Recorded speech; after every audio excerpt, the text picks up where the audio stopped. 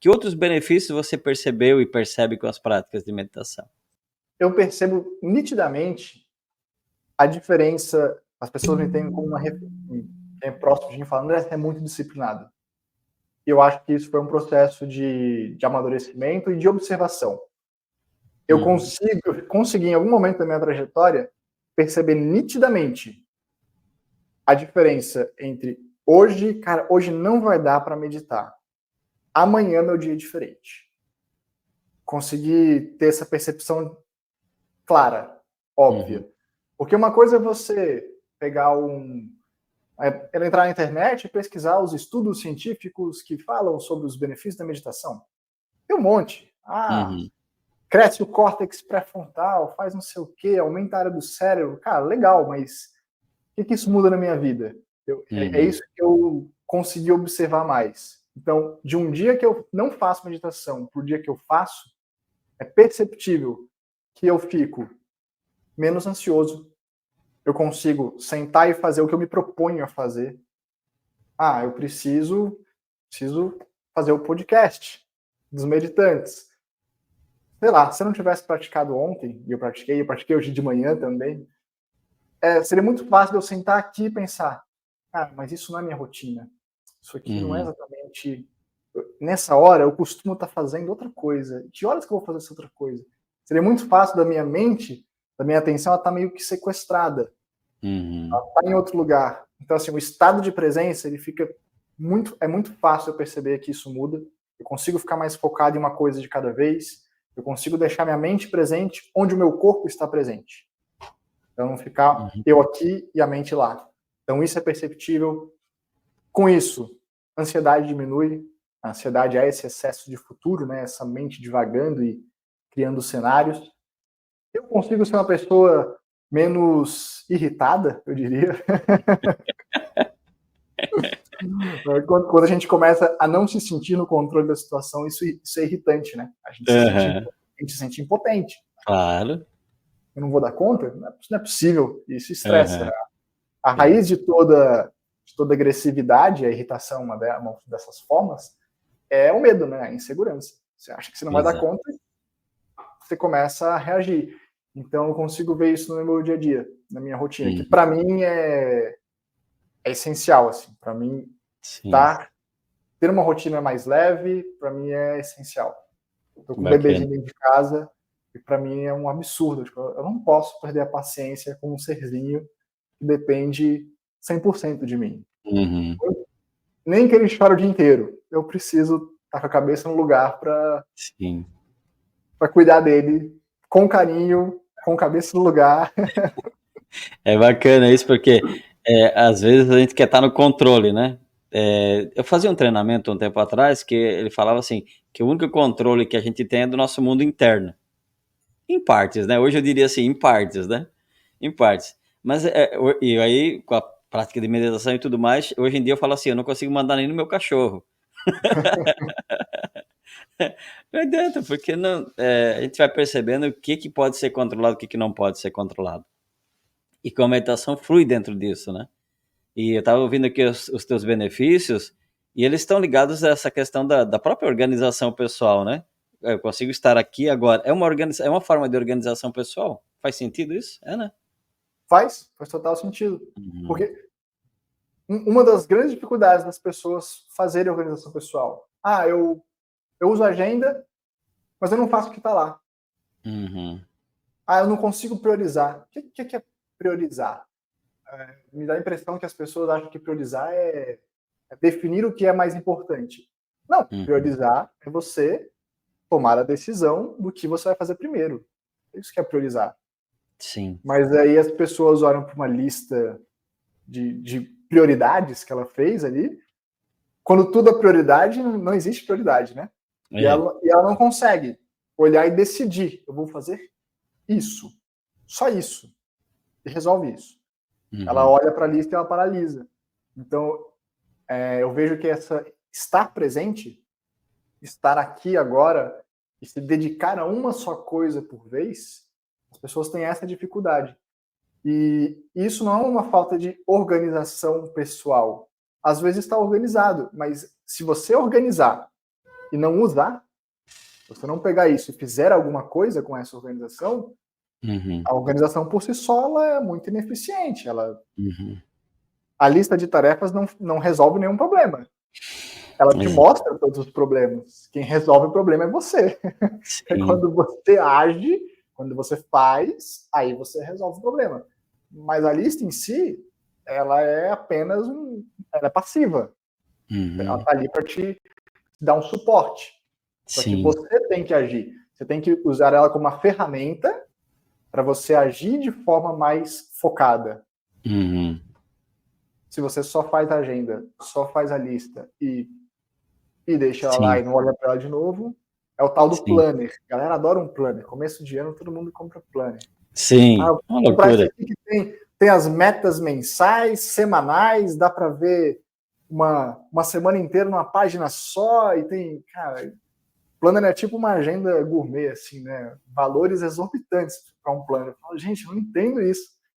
E aí a pessoa usa em janeiro, fevereiro ela já esqueceu. Será que isso tudo não tem, eu acho que tem a ver com, acho não, né? Tem a ver com aquilo que você trouxe lá no começo. Existe uma organização pessoal externa, que é o que você está falando aí, agenda, planner, etc, etc.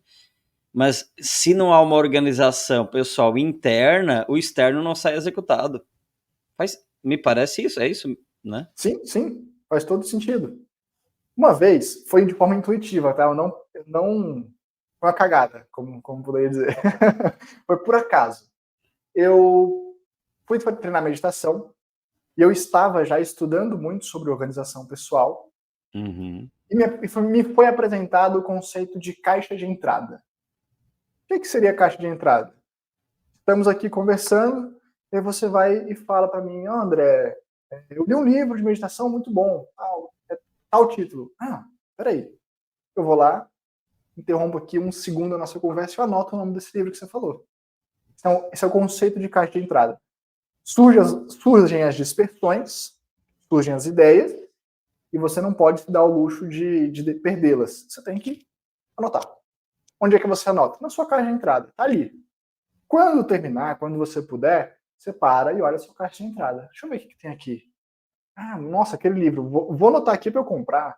Vou anotar aqui para eu pesquisar mais. E aí você organiza isso depois. Então a caixa de entrada seria onde todas as ideias chegam, onde todas as dispersões chegam.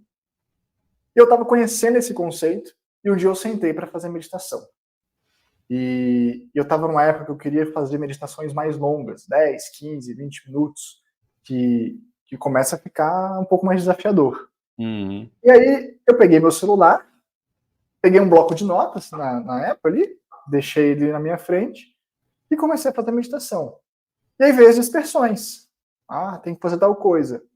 Aí eu parei, abri o olho, peguei o celular e anotei a tal coisa. E fechei de novo. E veio outra ideia. Eu peguei o celular e anotei outra ideia. E voltei. Eu fiz isso, eu não sei quanto tempo, porque eu não olhei o relógio, mas eu fiz isso durante alguns instantes, durante alguns minutos. Chegou um momento que eu parei de anotar. Parece que a mente desistiu. Ela falou, eu queria dispersar, mas você anotou tudo, então você não vai esquecer de nada, né? Fazer o quê? Quase que a meditação virou uma caixa de entradas, um monte daí, né? E aí eu comecei a anotar um monte de coisa, anotei. Chegou um momento que parou de vir as ideias. Legal. E eu continuei meu exercício de meditação. Teve dias que demorou mais, eu repeti esse exercício durante vários dias. Teve dias que demorou mais, teve dias que demorou menos. Mas todos os dias chegava um momento que parava. Cessava esse fluxo incessante de ideias. Então, a ideia de dar aquela paradinha e anotar faz com que diminua ou chega um momento em que aquele fluxo de ideias ele acaba diminuindo ou cessando, mais ou menos isso? Exatamente isso. O que acontece? A nossa mente, ela antes de começar, a gente estava falando, né, sobre computador e hardware, software, né? Então, a nossa mente, ela é um software incrível. O software é o quê? A parte lógica, né, do computador. Então, ela tem uma capacidade de processamento de informações gigantesco. Nossa mente, ela é muito poderosa para isso. Trazer insight, trazer intuição, que é uma coisa que a meditação faz muito. Então a gente tem essa habilidade, nosso cérebro ele sabe fazer isso, nossa mente é muito poderosa.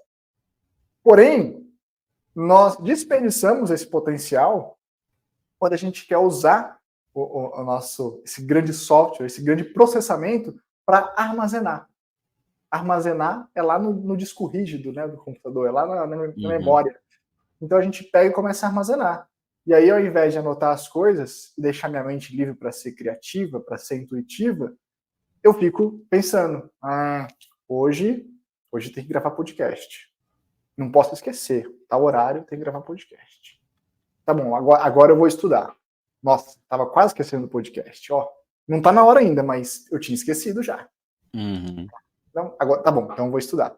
Então a gente não percebe o tanto de energia que você gasta pensando e repensando naquilo que você precisa fazer. E essa energia ela podia estar sendo utilizada para fazer. A mesma coisa na meditação. Eu estava ali fazendo minha meditação e começa a dispersar, começa a vir coisas. E quando eu tiro aquilo da minha cabeça, e olha só como é, papel e caneta é muito mais eficiente para guardar informações do que a minha cabeça, do que a minha mente. O papel e a caneta não vai ser criativo, não vai processar a informação, não vai pegar a informação e me devolver solução. Quem faz isso sou eu, é a minha mente. Mas para guardar, ele é muito melhor do que isso aqui. Então você começa a não sobrecarregar a sua cabeça com informações excessivas que não tem nenhuma utilidade, você deixa a sua mente então, ser mais criativa. E esse exercício eu comecei a fazer ele várias e várias vezes, e era isso. Quando eu terminava o exercício, ou no dia seguinte, eu parava e olhava a lista do que eu tinha escrito. Eu pensava, gente, por que eu estava pensando nisso? Eu ia te falar agora, porque às vezes eu fiz uma anotação, eu já fiz isso também. Legal que agora eu já sei que o nome que era caixa de entrada. Eu fazia anotação, quando depois no tempo que eu ia olhar, eu olhava aquilo ali e digo, isso aqui não faz sentido. Nem sei por que eu anotei. Exatamente, que bacana isso. Legal. Isso. Mas isso estava ali ocupando a sua cabeça. Mas se não anota, que ia ficar ocupando o tempo todo até resolver aquilo ali, ou não resolver, né? Um outro problema nisso é a pessoa... Eu já fiz isso que eu vou falar agora, tá? Peraí, o André me falou aqui do livro tal. E aí eu rapidamente já vou lá, em vez de anotar, eu já vou lá, já pesquiso, tem aqui, tem ali. Quando eu vi, ó, já foi. Meia hora. Acontece isso também, né? Pode acontecer, né? Então, a caixa de entrada é exatamente para isso. Porque, vamos lá, uma vez que você, já falando um pouco dessa parte realmente de organização pessoal na prática, né? Isso. Eu defini que o importante para eu fazer agora é estudar. Vou estudar sobre meditação. Essa é a minha tarefa do momento. Descobri um livro novo para me ajudar nesses estudos. Mas eu estou estudando outra coisa. Eu estou estudando o livro A. Mas me disseram que o livro B é muito bom. Você interromper o que você está fazendo agora para sair fazendo outra coisa é dispersão. Isso não é foco. Tem gente que acha isso que é uma vantagem, né? Fala assim, não, eu gosto de resolver as coisas na hora. E aí a pessoa se perde. Tem uma regra, essa regra é do livro A Arte de Fazer Acontecer, do David Allen. Ele ensina a regra dos 2 minutos. A regra é assim, se você tiver alguma coisa surgiu para você, e isso é possível de se resolver em menos de 2 minutos, você pode fazer imediatamente. Se levar mais do que 2 minutos, você coloca na caixa de entrada para resolver depois e continua focado no que você estava fazendo. Sem dispersar. Bacana. Essa regrinha é fácil de você pensar. 2 minutos. Você não vai comprar um livro em 2 minutos, né? Você não vai resolver isso tão rápido. Então, anota e mantenha-se focado. Continua o seu flow, continua fazendo o que você estava fazendo. Agora que você anotou, você não vai ter medo de esquecer. A sua mente não vai ficar com essa dispersão, com esse receio. Ela não vai ficar te trazendo essa informação na cabeça de novo e de novo. Anotou, a sua mente ela fica livre. Você dá liberdade para ela poder ser criativa, ser focada e fazer o que tem que ser feito. Sim. Essa é uma excelente dica para quem está iniciando na meditação ou que tá ali: "Ah, quero meditar e não consigo, porque minha cabeça vem um monte de pensamento, um monte de coisa, penso nisso, penso naquilo". Tá aí uma excelente dica para se manter mais tempo focado na prática da meditação, né. Essa ideia da caixa Esse de entrada é excelente. exercício é a coisa da sutileza, né? Eu acho que um grande Uhum. desafio da meditação, principalmente para quem está começando, é que é sutil demais. É uma coisa É. muito subjetivo. Quando você pega e começa a escrever, você dá um pouco mais de clareza para o exercício. Então, é um excelente exercício que eu Uhum. passo para muitos alunos meus, para iniciante, está começando agora, não consegue entender o tanto que a mente dispersa, começa a escrever. Uhum. Pronto. Você É torna a certo. coisa mais concreta, é mais fácil de você palpar a meditação, vamos dizer assim. Uhum.